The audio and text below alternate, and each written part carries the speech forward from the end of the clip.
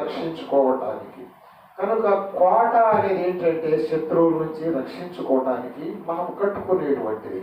అయితే భక్తునికి, దేవుడిని నమ్మిన బిడ్డకు దేవుడే కోట. ఈ భయంకరమైనటువంటి ఈ అరణ్యము లాంటి ఈ యొక్క జీవితాలలో అనేక రకాలుగా మనలను గాయపరిచేటువంటి సింహాలు, తోడేళ్ళు, నక్కలు, భయంకరమైనటువంటి ఈ స్వభావాలు కలిగినటువంటి మనుషుల మధ్య కొంచెం నీతిగా మంచిగా బ్రతికేటువంటి మనుషులు నలిగిపోతూ ఉంటారు. పరిస్థితులు, దానికి తోడు సాతానుడు పరిస్థితులను వ్యతిరేకంగా తెచ్చినప్పుడు అన్ని విధాలుగా ఆరోగ్యపరంగా, కుటుంబ పరంగా, సంఘ సమాజము పరంగా ఒక నీతిగా బ్రతకాలని ఎంచినటువంటి బిడ్డ నిరాశ నిస్పృహలకు గురవడానికి అవకాశం ఉన్నది. పరిస్థితుల్లో కుంగిపోయినప్పుడు జీవితం మీద నమ్మకం పోయి విరక్తి కలుగుద్ది. చివరికి దేవుడి మీద కూడా ఒక్కొక్కసారి మనకి అనుమానం వచ్చి ఏం చేసాడే నాకు దేవుడు అనేటువంటి పరిస్థితులు రావచ్చు. అలాంటప్పుడు మానవుడు కుంగిపోకుండా చేయాల్సిన ఒకే ఒక పని ఏంటంటే దేవుణ్ణి కోటగా చేసుకోవాలి. దేవుణ్ణే కొండగా చేసుకో. నన్ను స్థిరపరిచేవాడు ఆయనే, నన్ను కాపాడేవాడు ఆయనే, నాకు నీతినిచ్చేవాడు కూడా ఆయనే అంటాడు. మొదటి వచ్చిన వాళ్ళు చూడండి ఒకసారి. యెహోవా నీ శరణు వచ్చి ఉన్నాను, నన్నెన్నడూ సిగ్గుపడనీయకము, నీ నీతిని బట్టి. ఇక్కడ మనము కొలసీ పత్రికలోనికి మనం వెళ్ళినట్టయితే ఒకసారి కొలసి కాదనుకుంటాను, ఫిలిప్పీలకు రాసిన పత్రికలోనే చూడండి. 3వ అధ్యాయంలో, ఫిలిప్పీలకు రాసినటువంటి పత్రిక 3వ అధ్యాయంలో 7 దగ్గర నుంచి సహాయం చేయండి కొన్ని మాటలు దయచేసి. అయినను ఏవేవి నాకు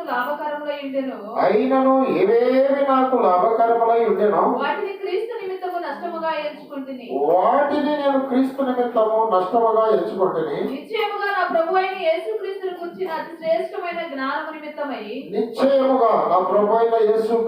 గూర్చిన అతి శ్రేష్టమైన జ్ఞానము నిమిత్తమై సమస్తమును నష్టముగా ఎంచుకొనుచున్నాను. క్రీస్తును సంపాదించుకొని ధర్మశాస్త్ర మూలమైన నా నీతిని గాక క్రీస్తునందలి విశ్వాసం వలనైన నీతి. క్రీస్తునందలి విశ్వాసం వలనైన నీతి అనగా విశ్వాసమును బట్టి దేవుడు అనుగ్రహించు నీతి గలవాడనై. ఈ మాటలు గమనించండి. దేవుడి నీతి, నీ నీతి, దేవుడి నీతి మానవుడికి దేవుడు అనుగ్రహిస్తాడట. మానవుడి నీతి దేవుని దృష్టికి మురికి గుడ్డగా, భయంకరమైనటువంటి గుడ్డగా, ఏమాత్రం దేవుడు సహించలేని గుడ్డగా మానవుడు నీతి అనుకున్నా దేవుడి దృష్టిలో అలా ఉంటుందని వాక్యం చెప్తుంది. మరి దేవుడికి ఇష్టమైన నీతి ఏంటయ్యా అంటే ఇక్కడ పౌలు గారు చాలా స్పష్టంగా చెప్తా ఉన్నాడు. చూడండి, చదివినటువంటి లేఖన భాగంలో మనము ఫిలిప్పీలు రాసినటువంటి ఆ పత్రిక మనం కొంచెం ముందు చూసినట్లయితే 3వ అధ్యాయంలో 5వ వచనం దగ్గర నుంచి ఆయన చెప్తాడు. అపొస్తలుడు పౌలు గారు 8వ దినమున నేను సున్నతి పొందానంటాడండి. ఎన్నో రోజు? పుట్టిన 8వ రోజే ఆయనకి వారి పితరులు సున్నతి చేశారంట. ఆయన గొప్పలు చెబుతున్నాడు, ఆయనకున్న అర్హతలు చెప్తున్నాడు. నేను 8వ రోజే సున్నతి పొందితిని. ఎందుకంటే తను మిగతా వాళ్ళందరూ అపొస్తలుడు కాదు, దేవుడు బిడ్డ కాదు, దేవుడు బిడ్డ హింసించిన వాటి రకరకాల బ్లేమ్స్, నేరారోపణలు చేస్తా ఉండగా ఆయన తన అర్హతలు చెప్తున్నాడు. పైన చెప్తాడు, కుక్కలు విషయమై జాగ్రత్తగా ఉండండి, దుష్టులైన పరివార విషయమై జాగ్రత్తగా ఉండండి అంటాడు 2వ వచనంలో. ఈ ఛేదను ఆశ్రయించే వారి విషయంలో జాగ్రత్తగా ఉండండి. ఎందుకంటే వాళ్ళ శరీరం ఆస్పదము చేసుకోనక దేవుని యొక్క ఆత్మ వలన ఆరాధించు క్రీస్తునందు అతిశయపడుచున్న మనమే సొంతగా ఆచరించు వారిని. వారేంటంటే కుక్కలు లాంటి వారు, అలాగే దుష్టులైన పనివారు, అలాగే ఈ ఛేదన ఆచరించేవారు. ఈ మాట చెబుతాను. ఈ ఛేదన అంటే నరకబడటం అనేది. ఛేదించటం అంటే నరకబడటం.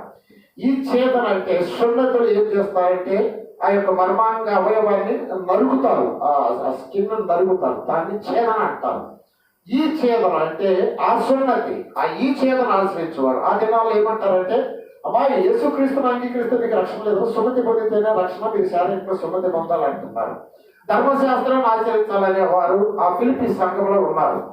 వాళ్ళు రకరకాలైన అన్యులు కూడా ఉన్నారు. వాళ్ళు ఏమో అరే అబ్బాయి మామూలుగా ఆచారాలు ఆచరించుకుంటూ ధర్మశాస్త్రం చేసుకోవచ్చురా, ఈ క్రీస్తుని అంగీకరించవచ్చు, ప్రార్థనకి వెళ్ళవచ్చు, మళ్ళీ ఈ ఆచారం కూడా ఆచరించాలి అబ్బాయి అంటున్నారు. ఇలాంటి వారు ఉన్నారు.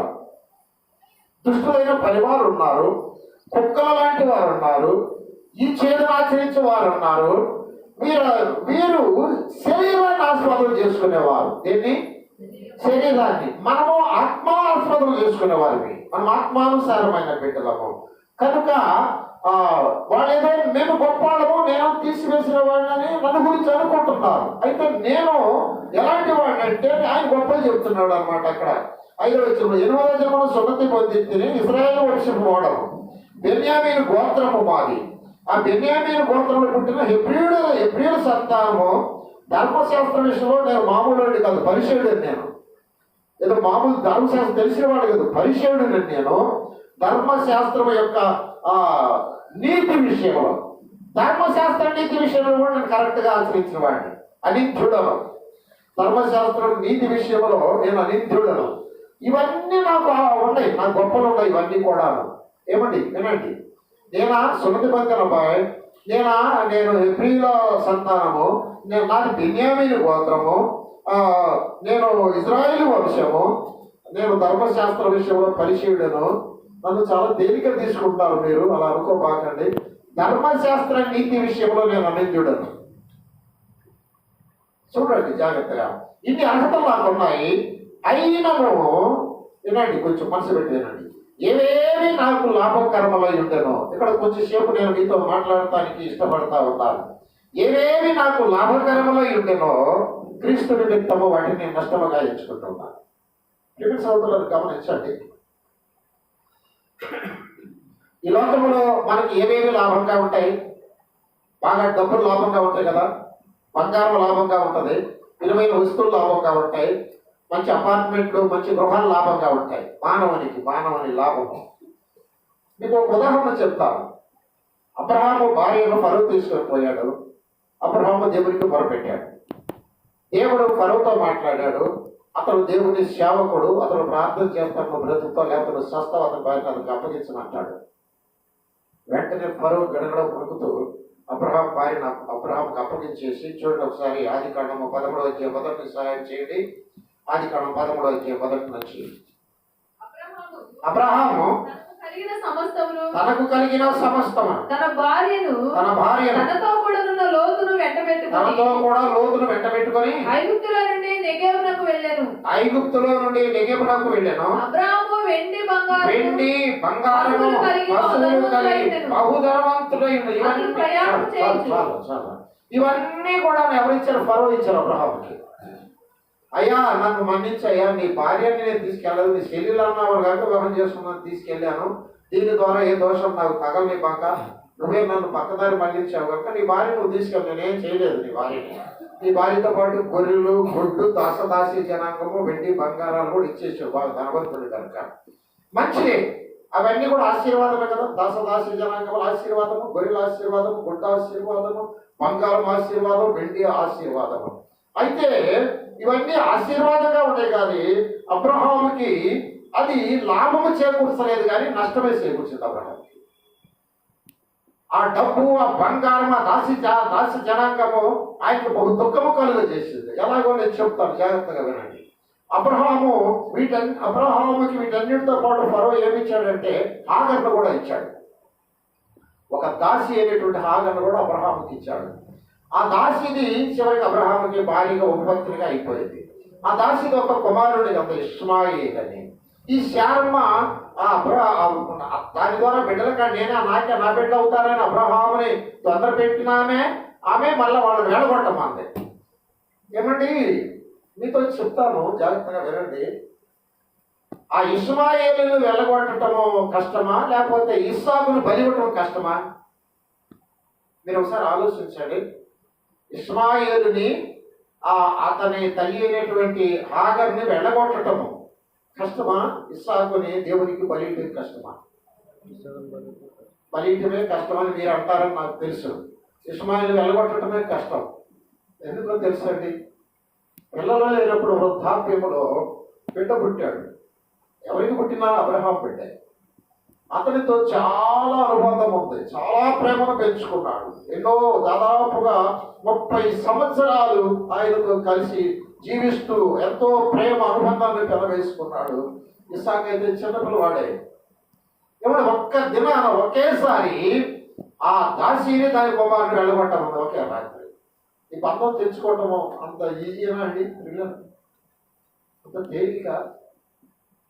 ఒక్క రోజులోనే ఎన్నాళ్ళు 30-40 సంవత్సరాల ఆ అనుబంధాన్ని, ఆ ప్రేమను, ఆ బిడ్డను పెంచినటువంటి ఆప్యాయతను ఏ బిడ్డ లేని వృద్ధాప్యములో ఆ బిడ్డను ఎన్నో విధాలుగా ప్రేమించి పెంచుకున్నటువంటి ఆ ఇష్మాయేలుని ఒక్క దెబ్బకి వదిలిపెట్టి వెళ్ళిపోయాడు. ఏమైపోతాడో దిక్కు లేక ఎలా బ్రతుకుతాడో ఇష్మాయేలు. నిజముగా ఆవేదనను తట్టుకోలేము. భయంకరంగా ఏడ్చాడు అబ్రహాం. ఎందుకంటే ఒకవేళ శారమ్మతో అడ్డం తిరిగి నేను పంపని అనేవాడే కానీ దేవుడు ఏమన్నాడంటే పంపించేసేయమన్నాడు. ఆఖరి మాట విని వాళ్ళని పంపించేసేయమన్నాడు. చాలా దుఃఖకరమైన విషయం అది. మనం పెంచుకున్నటువంటి ఆ ప్రేమ ఒకేసారి తుంచుకోవాలంటే, మర్చిపోవాలంటే అది గుండెలు పిండేసేటువంటి బాధ. అది ఎవరికి వర్ణించలేనటువంటి బాధ. హాగరు దశదాసి జనాంగము వాళ్ళు ఆయనకి లాభమని ఒకవేళ అనిపించిందేమో కానీ అది నష్టాన్ని కలుగు చేసింది, దుఃఖాన్ని కలుగు చేసింది. ఆ రోజు నుంచి ఈ రోజు వరకండి అబ్రహాము బ్రతికొండ కాలంలో ఏనాడు కూడా మళ్ళీ ఇష్మాయేల్ని హాగర్ని చూడలేదండి. ఆయన చచ్చిపోయి దాన్ని చూడలేదు. ఇస్సాకును బలిచ్చాడు. మళ్ళీ దేవుడికి అబ్రహాంకి ఇచ్చేసాడు కదండి. ఇష్మాయేల్ని ఆయన జీవితంలో చచ్చిపోయేదాకా ఎన్నడూ చూడలేదు, మళ్ళీ తిరిగి చూడలేదు ఇష్మాయేల్. ఎందుకు ఈ మాట చెప్తున్నానంటే మనకు లాభం అనుకున్న ఒక్కోసారి మన దుఃఖాన్ని కలుగు చేస్తుంది. మనకు లాభం అనుకున్న ఈ దుఃఖాన్ని కలుగు చేస్తుంది. ఏవేవి నాకు లాభం అని నేను అనుకున్నాను, ఇప్పుడు నేను వాటిని నష్టంగా ఎంచుకుంటున్నాను. ఒక దినాన మానవుడు తన జీవితంలో లాభమని బాగులాడి బ్రతికినటువంటి ఈ జీవితంలో వాటిని ఒక దినాన నష్టంగా ఎంచుకొని క్రీస్తును సంపాదించుకోకపోతే అతని జీవితం పరిపూర్ణంగా ఉండదండి. అది పౌలు గారు చెప్తాడు. నాకు ఇది లాభం అని నీ జీవితంలో అనిపించవచ్చు, అది కొన్నాళ్ళ వరకే. ఆ లాభము ఒక దినాన్ని నీకు దుఃఖాన్ని కలుగు చేస్తుంది. ఆ లాభం ఒక దినాన్ని నీకు వేదన కలుగు చేస్తుంది. ఒకసారి ఆలోచించండి. సొలొమోను గారు చాలా లాభం అనుకున్నాడు, కానీ అవన్నీ కూడా గాలిని పోగు చేసుకున్నాడు. దానికోసం నా జీవితంలో ఎంతో శ్రమ పడ్డాను, నా బిడ్డలకు శాపాన్ని మిగిలించానని ఏడ్చాడు సొలొమోను. ఏవేవి నీకు లాభం? డబ్బు లాభమా? ఇల్లు లాభమా? వస్త్రాలు లాభమా? బంగారం లాభమా? క్రీస్తు లాభమా? అది చెప్తున్నాడు. ఏవేవి నా జీవితంలో నేను లాభం అనుకున్నానో వాటిని అన్నిటిని నేను నష్టముగా ఎంచుకున్నాను అంటాడండి. నిజంగా ఒక మాట చెప్తానండి, మీరేమనుకోరు కదా, అనుకున్నా కూడా చెప్పాల్సిందే. మనము ఉపవాస ప్రార్థన పెడితే ఎక్కువ అవుతారా, లేకపోతే భోజనాలు పెట్టి ప్రార్థన పెడితే ఎక్కువ మంది అవుతారండి? ఏది లాభం మనకి? బిర్యానీ చేస్తున్నారు, బిర్యానీ వాసన వస్తుంది, వండుతున్నారు అన్నప్పుడు ఓ కిట ఆడిపోతారు జనమా. ఉపవాస ప్రార్థన పెడతారండి, 4-5 కూడా రారు. ఈ బిర్యానీ ప్రార్థన లాభమా, ఉపవాస ప్రార్థన లాభమా? బిర్యానీ తిన్న రోజండి, ఆ రోజు ఒకరు పొద్దున్న బిర్యానీ తింటే పొద్దున్నే నాకు ఈ రాదు పిలిచిపోద్ది, ఏడు చేసినట్టు ఉంటుంది, వాళ్ళంతా ఏదో కట్టేసినట్టు ఉంటుంది. నిజంగా చెప్తున్నాను నేను. ఉపవాసం ఉన్న రోజు ఎంత హాయిగా, ఎంత ప్రశాంతంగా ఉండదు. ఏది లాభం? బిర్యానీ రోజు ఇంకొక ఎక్కువ తింటాం, పొద్దుమైనా సరే పర్వాలేదు, కొద్దిగా ఇంకా ముఖం 4 ఏది లాభం? ఏది నీకు లాభం? అందులో నష్టం ఉంటుంది. నా ప్రియమైన సహోదరుడా, దైవ బిడ్డ, పౌలు గారు అంటున్నాడు, నా జీవితంలో ఇవన్నీ నేను లాభం అనుకున్నాను, కానీ క్రీస్తు నాకు దొరికాడు. క్రీస్తుని సంపాదించుకొని అంటాడండి. క్రీస్తుని సంపాదించుకున్నప్పుడు చూడండి, మాట 7 వచ్చిన అయినను ఫిలిప్పి 4:7 అయినను ఏవేవి నాకు లాభకరములై ఉండేనో వాటిని క్రీస్తు నిమిత్తము నేను వాటిని నష్టముగా ఎంచుకున్నాను. నీ జీవితంలో ఏదో ఒక రోజు క్రీస్తు కోసము ఇవన్నీ సంపాదించుకుని నష్టముగా ఎంచుకోవాల్సిందే. ఖచ్చితంగా నేర్చుకోవాలి నువ్వు. అలా ఏడ్చుకుంటే దేవుడు చేస్తాడు కూడా. ఇక్కడ ఇంకొక మాట కూడా నేను చెప్పాలండి ప్రియులారా. సులోమాన విషయం కూడా మీకు జ్ఞాపకం చేస్తాను. ప్రసంగి గ్రంథం 2వ అధ్యాయం ఒకసారి చూడండి అమ్మా. ప్రసంగి గ్రంథము 2వ అధ్యాయంలో సులోమాన్ ఇవన్నీ లాభం అనుకున్నాడండి. సులోమాన్ ఇవన్నీ లాభం అనుకున్నాడు. 2వ అధ్యాయము. ప్రైజ్ ద లార్డ్, హల్లెలూయా. చూడండి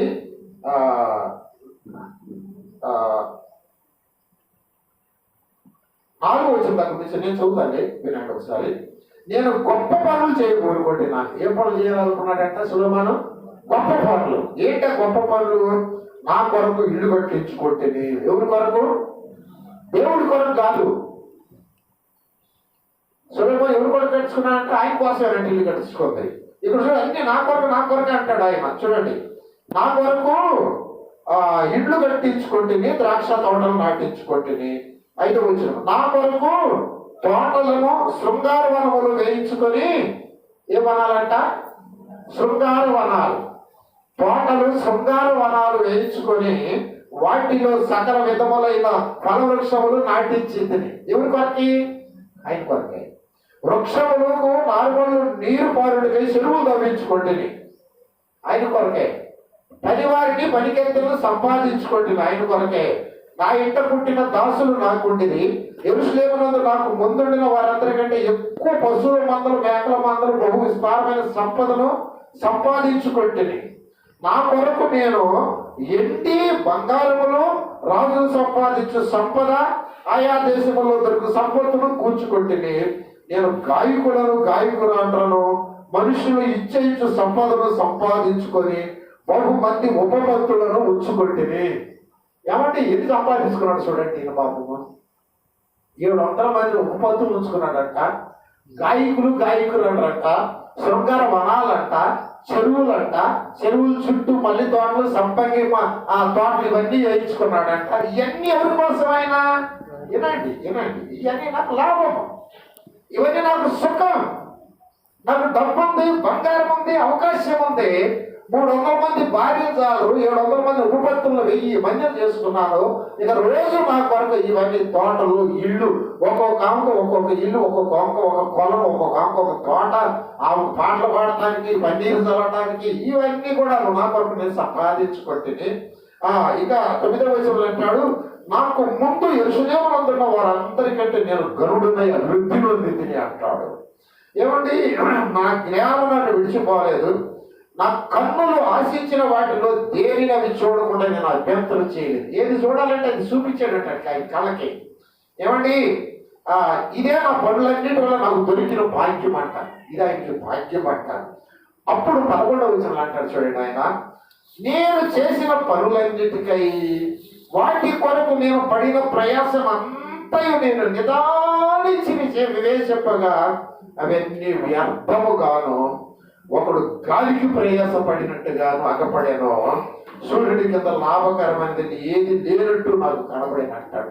ఎంత కష్టపడి ఇన్ని సంపాదించుకొని, ఎంత 1000 మంది 300 భార్యలు, 1000 మంది ఉపపత్తులు, వాళ్ళకి కోలంలో, వాళ్ళకి ఇల్లు, వాళ్ళకి దాసదాసి జనంతో పాటలు పాడేవాళ్ళు, పరిశీలన చేసేవాడు. ఎంత మందిని సంపాదించుకొని ఏం పోగు చేసుకున్నాడంట ఆయన? చెప్పండి, గాలి పోగు చేసుకున్నాడంట. ఏమండి, గాలిని మూటగంట ఉండదన్నాడా? గాలి మూటగంట పుడితే ఉండదు, తీర్చి ఏమన్నది? ఏం లేదు అక్కడ.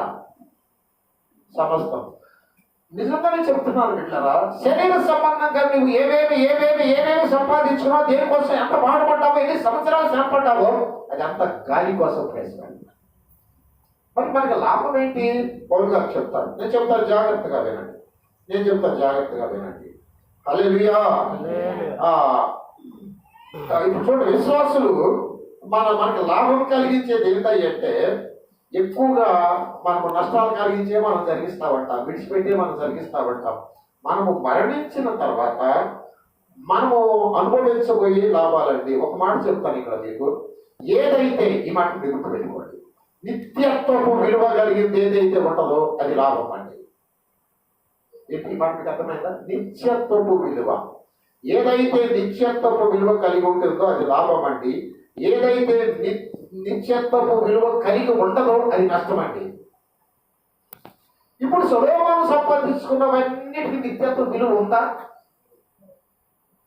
దేనికి లేదు, దేనికి లేదు. గాలి, అదంతా కూడా గాలి అన్నాడు. మత్తయి సువార్త 5వ అధ్యాయము 11, 12 వచనాలు ఒకసారి చూడండి. 11, 12 వచనాలు సహాయం చేయమ్మా. నా నిమిత్తము జనులు మేము నిందించి హింసించి నీ మీద అబద్ధముగా చెడ్డ మాటలలో పలుకున్నప్పుడు మీరు ధన్యులు. ఇంకొంచెం పైనుంచి కూడా చదువురా.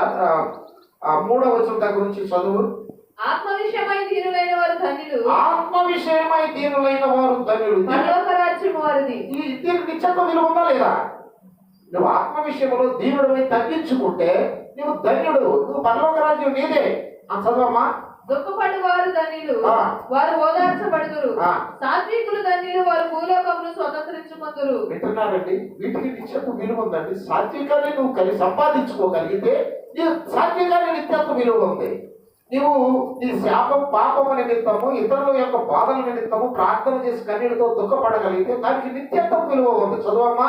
నీతి కొరకు ఆకలి దప్పులు గలవారు ధన్యులు, వారు తృప్తిపరచబడుదురు. ఏమండి, నువ్వు నీతిమంతులుగా ఉండి వెనుకపోయినా గంజి పోసుకుని పిల్లలు వెనుక దీన్ని బ్రతికినా నువ్వు ధన్యుడవే. ఒళ్ళంతా కురుపులతో మొత్తపడుతున్నాడు, తినడానికి ఆహారం లేదు. ధనవంతుడు ఎప్పుడు వచ్చి బల్ల మీద రొట్టెలు తింటాడా? ఎప్పుడు ఆ తాగిన మైకంలో ఆ ముక్కల కింద పడతాయి, ఆ ఏడుకొని తిని బ్రతికేటువంటి లాజరు ధన్యుడండి. అబ్రహాములు అనుకున్నాడు. ఈ ఆనందంగా సమస్తమును సన్నని నారవస్త్రాలు కట్టుకుని బ్రతికినటువంటి ఈ ధనవంతుడు వెళ్ళి అగ్నిలో ఏడుస్తూ ఉన్నాడు, పాతాళంలో వేదన పడతా ఉన్నాడు. ప్రియమైన సహోదరులారా, ధనవంతుడు ఇవన్నీ నాకు లాభం అనుకున్నాడు, కానీ నిత్యత్వంలో అతను ఏం సంపాదించుకోవాలా? ఈ యొక్క లాజరు అయితే నీతి లాభం అనుకున్నాడు, నీతి లాభం అనుకున్నాడు. అబ్రహాము అనుకున్నాడు, పరదేశంలో కూర్చున్నాడు.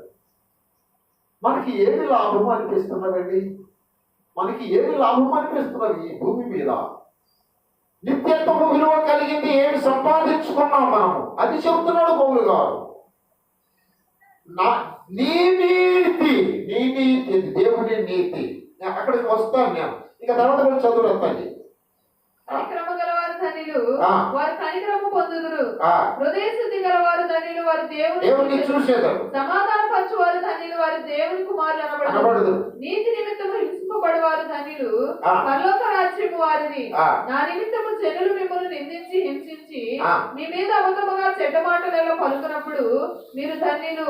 సంతోషించి ఆనందించుడి, పరలోకమందు మీ ఫలం అధికమగును. ఇలాగున మీరు మీకు పూర్వమందున ప్రవక్తలను హింసించిరి. ఇక్కడ ఒక మాట చెప్తానండి అమ్మా. ఎవరి నీతి నిమిత్తము నా నిమిత్తము జనులు మిమ్మల్ని నిందించి, ఈ నింద లాభమా నష్టమా చెప్పండి? పొగడతా నష్టమా లాభమా? చాలా నష్టం అండి. పొగడతా చాలా నష్టం. ఒక నింద, నువ్వు దేవుణ్ణి నమ్ముకొని నీతిగా బ్రతుకుతావంటే నీ మీద చేసే ఒక బ్లేమ్, నీకు ఇచ్చే ఒక నింద, అది లాభం.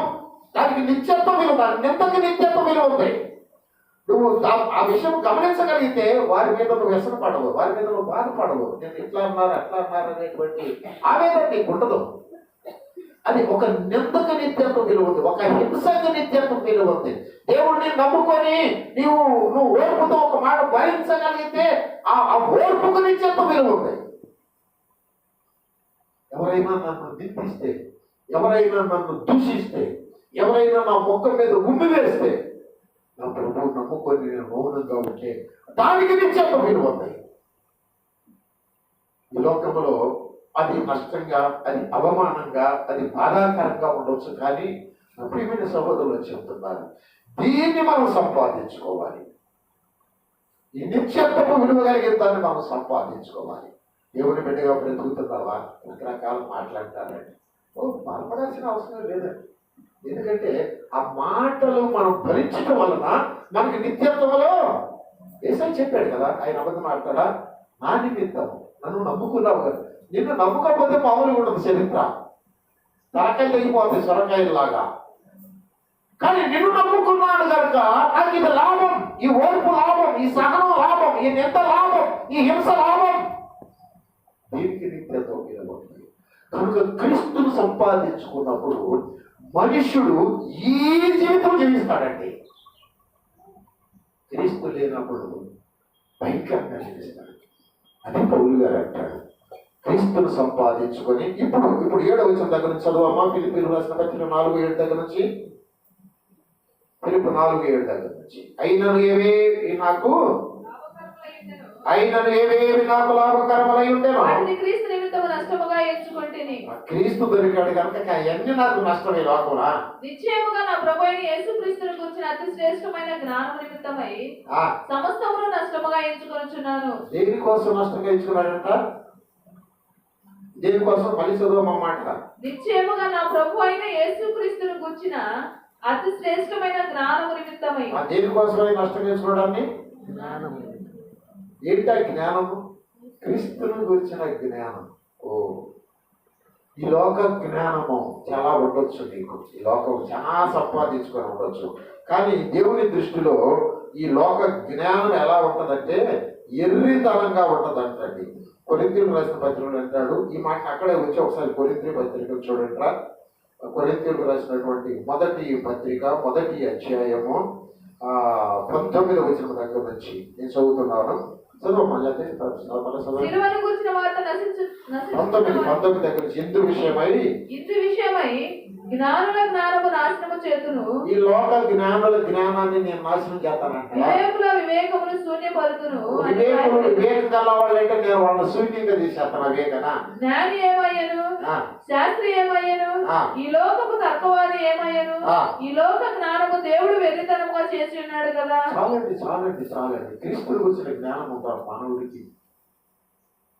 నాకు ఆ జ్ఞానం నాకు దొరికింది. క్రీస్తు దొరికాడు. క్రీస్తుని గురించిన జ్ఞానం నాకు దొరికింది కనుక నేను ఈ లోకంలో ఏవేవి లాభం అనుకున్నాను వాటిని నేను విసర్జించాను. నష్టమైంది. వదిలేసేయి. నాకు భార్య లేదు, కుటుంబం లేదు, బిడ్డలు లేదు, డబ్బు లేదు, జ్ఞానం లేదు, ధర్మశాస్త్రం లేదు, పరిచయం లేదు, హెబ్రీయులు లేడు, బెన్యామీను గోత్రం లేదు. నాకు క్రీస్తే నాకు లాభం. ఆ క్రీస్తుని గురించి నేర్చుకోవడం నాకు లాభం. ఆ క్రీస్తు ప్రేమను సంపాదించుకోవడం లాభం. ఆ క్రీస్తు సాధ్యతను సంపాదించుకోవడం నాకు లాభం.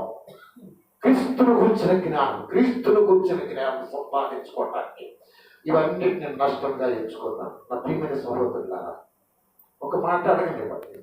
ఎంత సంపాదించుకున్నావు క్రీస్తుని గురించిన జ్ఞానం? నీకు ఏం తెలుసు క్రీస్తుని గురించి? నీకు ఆయన దగ్గర నుంచి ఏం నేర్చుకోగలిగాం మనము?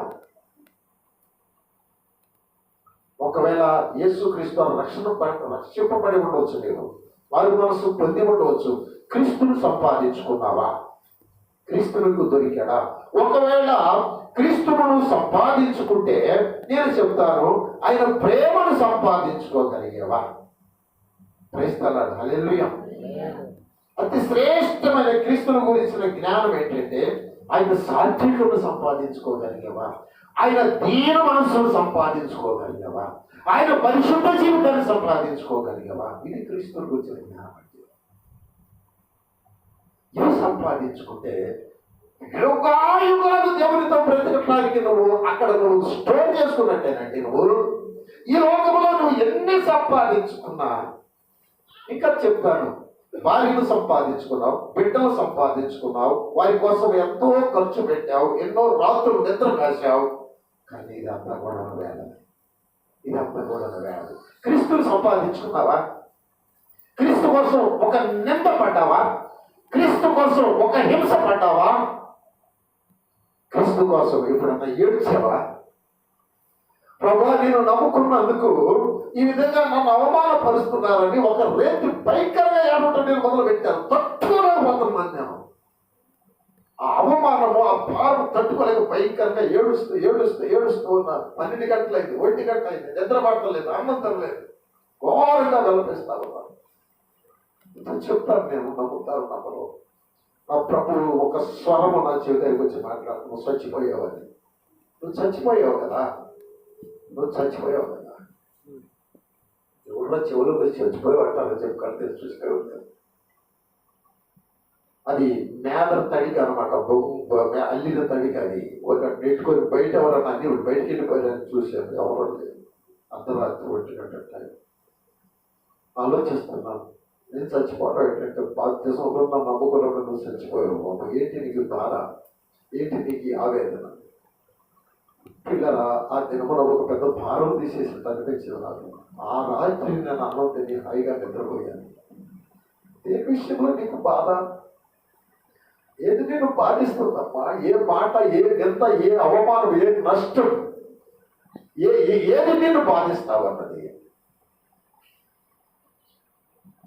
కనుక క్రీస్తునందు విశ్వాసం ఉంచడం వలన దేవుడు నాకు అనుగ్రహించు నీతి గలవాడనై ఆయన యందు కనపడు నిమిత్తము.